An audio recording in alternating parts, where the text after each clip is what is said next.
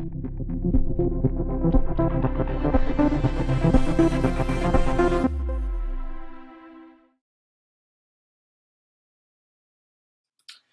there, this is Chris Callett of MuseGrid.com. Now, we've had a question about the Innovative Angles template, which is a very popular template on MuseGrid.com.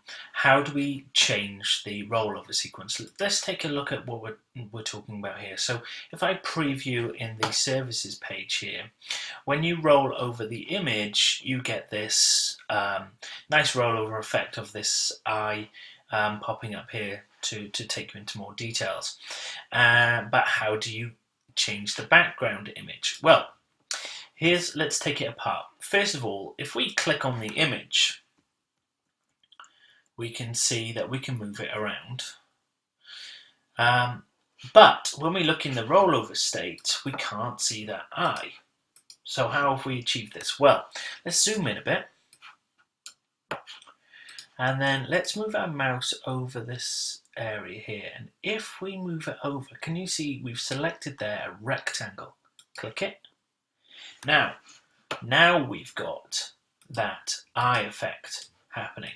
So what we've actually done is we've got the background image there, and then we've got this rectangle over the top, which has got a fill of this PNG graphic here, and you can see that when you roll over, we set it to 51%, but when it's in normal mode, we've got the opacity set to 100%.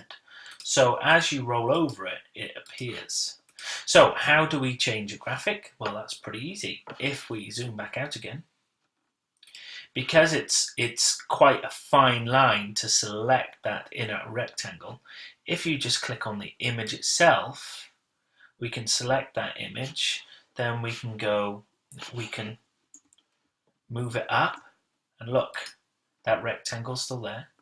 So we can just bring in a new image, so I'm going to do that with here. Let's change, we've got that rectangle, see? If we move our mouse down, we can see that.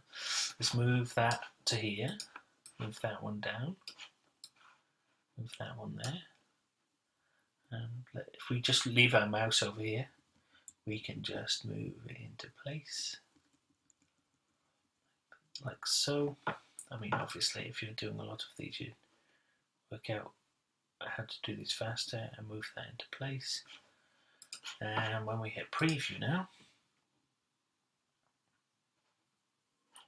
hey presto, we've moved those images around. So I hope that answers the questions. These are workarounds that you have to use with Muse to get the effects that you want. They look great online, but sometimes they can be a bit fiddly to implement. So I hope this answers your question, and thank you for watching.